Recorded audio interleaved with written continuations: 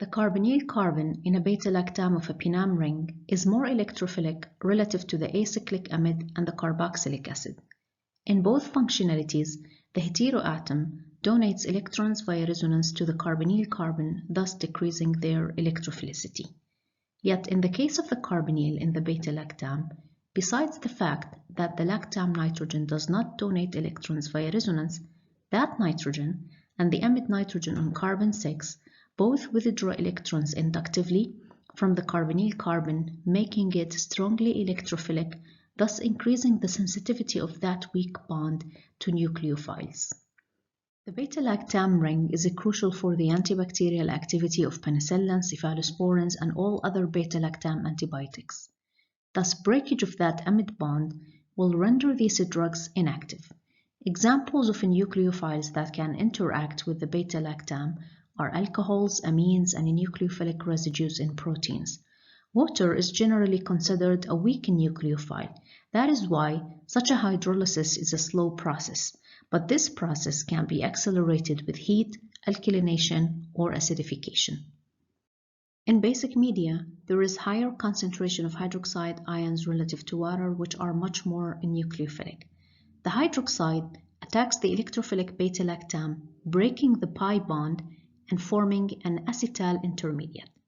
The negatively charged oxygen in the short-lived intermediate will reform a double bond and in return breaks the beta-lactam since it's the weakest bond.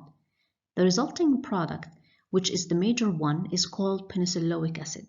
A small fraction of penicilloic acid can undergo decarboxylation forming phenoloic acid.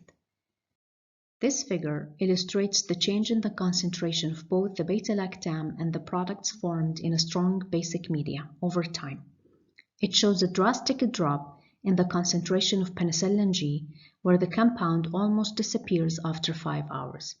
At the same time, there is a comparable increase in the concentration of the major product, which is penicilloic acid, yet only a small portion of phenoloic acid is formed. When a penicillin is present in acidic media at a pH as low as the stomach pH of 2, it hydrolyzes quickly, disappearing from solution within 10 hours. Acid-base reactions are faster than in nucleophilic electrophilic reactions. Thus, in acidic media, protonation of the most basic atom, which is the beta-lactam's nitrogen, happens first. Once this nitrogen becomes protonated, it will be highly electron deficient and strongly withdraw electrons via the inductive effect from the carbonyl carbon of the beta-lactam, and this will lead to increasing the electrophilicity of the beta-lactam, which would make it more liable to be attacked by weak nucleophiles such as water. Yet studies on the mechanism have shown that it's not water that leads to the opening of the beta-lactam, but rather it's the carbonyl oxygen of the amide attached to carbon number 6. The electron-rich carbonyl oxygen attacks the carbonyl carbon of the beta-lactam and breaks the beta-lactam amide bond. The oxazolidinone ring in the resulting intermediate is highly electrophilic, where it can be easily opened by water, giving penicilloic acid. The percent of phenoloic acid formed, which results from decarboxylation of penicilloic acid, is larger than the one seen upon hydrolysis of penicillin in basic media. Contamination of beta-lactams with metals, such as copper, have also been found to accelerate degradation. Studies have shown that breakage of the beta-lactam ring results from the coordination of metals with the carboxylic acid and the beta-lactam's nitrogen. The electron withdrawing effect on the amide's carbonyl carbon upon coordination results in increasing the electrophilicity and liability of the beta-lactam to hydrolysis. There are several hypotheses that explain the allergic reactions associated with the drugs. One of those hypotheses is hapten formation. The hapten hypothesis states that the drugs which are not inherently antigenic can become antigenic via forming adducts with proteins, and those adducts can interact with immune cells, eventually provoking the allergic reaction.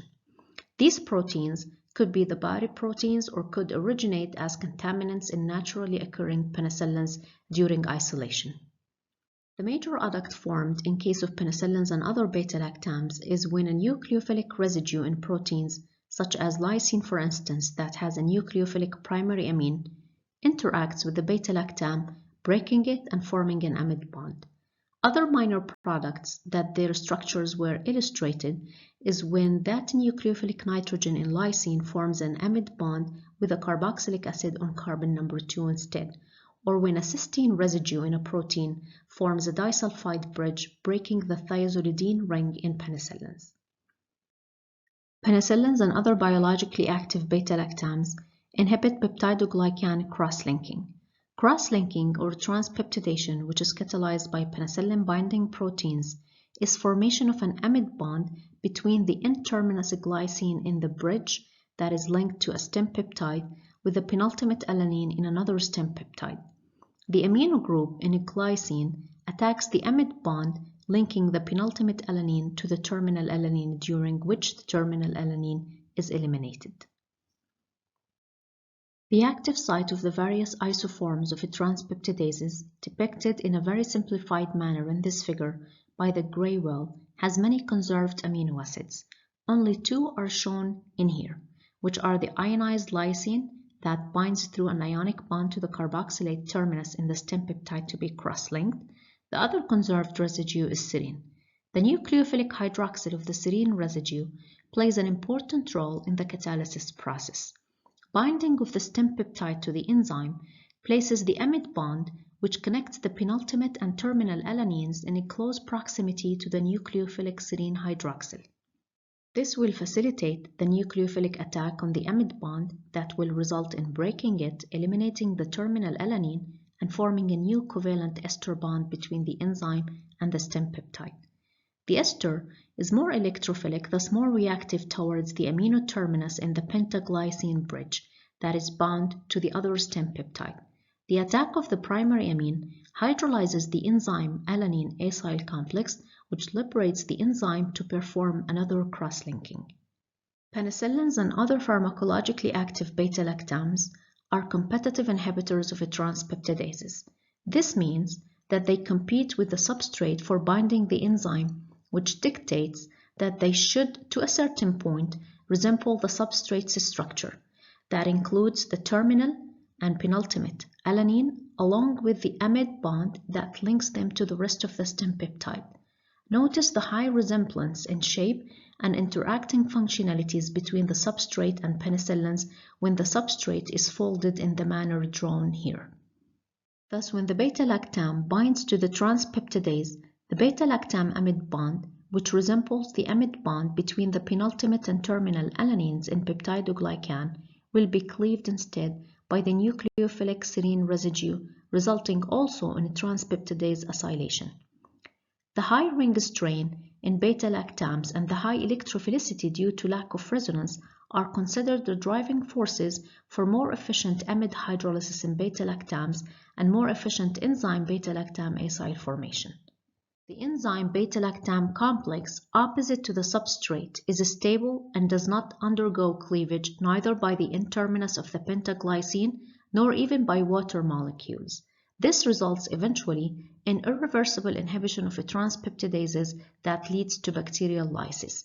Steric shielding of the ester bond by the bulkiness of the substituted thiazolidine ring may play a major role in the relative higher stability of the transpeptidase beta-lactam acyl complex.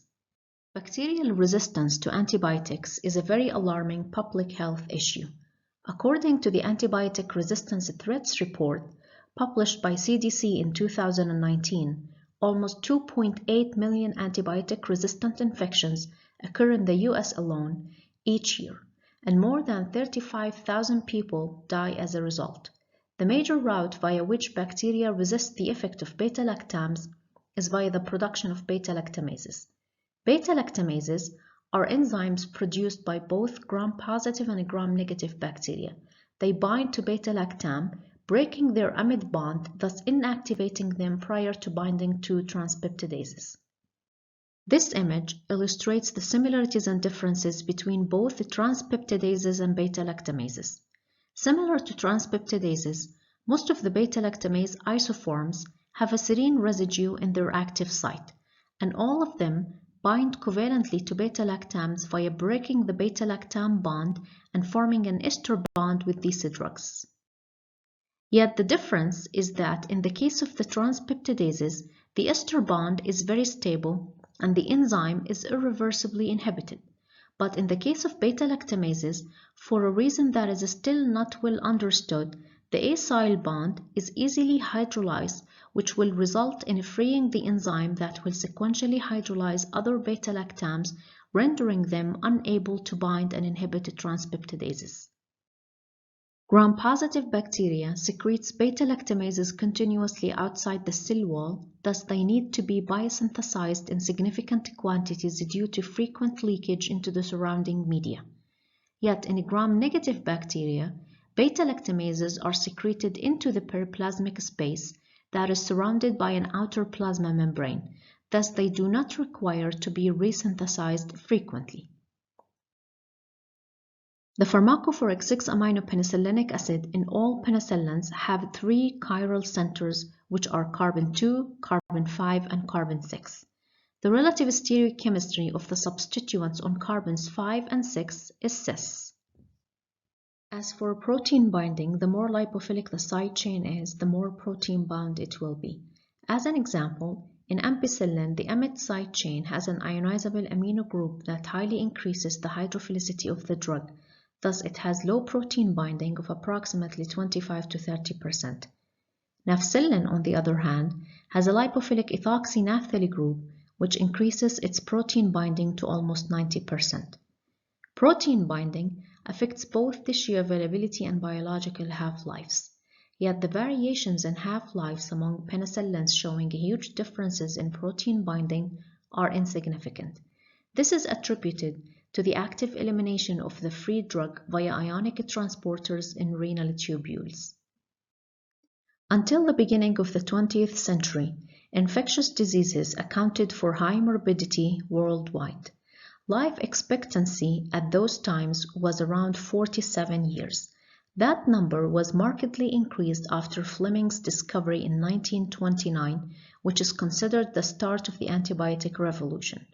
Historians estimate that penicillin G alone saved hundreds of thousands of lives during World War II, and later with the development of other penicillins saved more than 80 million lives worldwide. Penicillin G was called at that time the wonder drug. Yet this wonder drug had some drawbacks, such as not being orally active and having limited range of activity.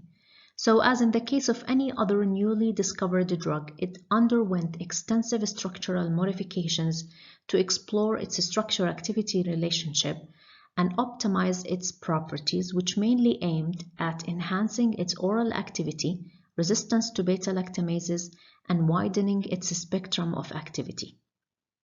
The only part in penicillin G that tolerated structural modifications without loss or decrease in its antibacterial activity is the amide side chain attached to carbon number 6. The first limitation of penicillin G that was solved structurally was its low oral bioavailability, which was attributed to its chemical instability in the stomach acidic conditions. Recall that mechanistic studies have shown that the beta-lactam ring is broken by the nucleophilic amide's oxygen following protonation of the beta-lactam's nitrogen in acidic conditions. Thus, the rational approach to resist hydrolysis in acidic conditions can be achieved by decreasing the nucleophilicity of that amide's oxygen. This was and can be achieved by attaching an electron withdrawing group to the alpha carbon of the amide so as to withdraw electrons inductively.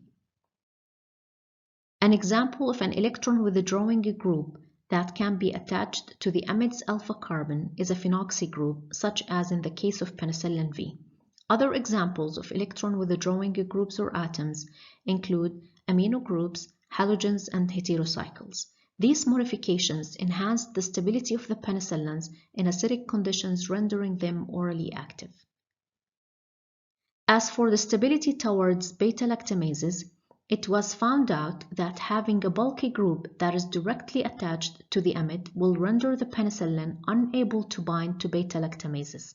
Fortunately, transpeptidases can still accommodate such bulky groups, thus antibacterial activity was retained. The first developed beta-lactamase resistant penicillin was methicillin.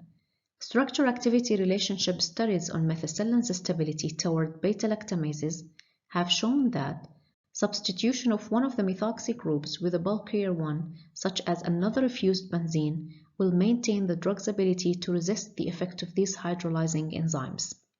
Yet, removal of one of those methoxys or changing its relative position to para will render the drug susceptible to the effect of beta-lactamases. Also, when adding a spacer, even as small as methylene, between the amide and the disubstituted benzene will also result in losing the beta-lactamase resistance. The exact reason for the limited spectrum of activity of penicillin G, that is poor activity against most strains of gram-negative bacteria, was proposed to be due to many factors such as efflux mechanisms and/or excessive beta-lactamase productions. Yet the lack of certainty of which factor is the reason for the narrow spectrum made it impossible to have a well-defined and directed rationale on how to structurally enhance the spectrum of activity. Thus, the approach was merely a trial-and-error approach. What was observed upon changing the nature of the amide side chain was the following. Hydrophobic groups showed high activity against gram-positive bacteria, yet poor activity against gram-negative bacteria. Upon increasing lipophilicity, activity against gram-positive bacteria wasn't affected, but activity against gram-negative bacteria was lessened.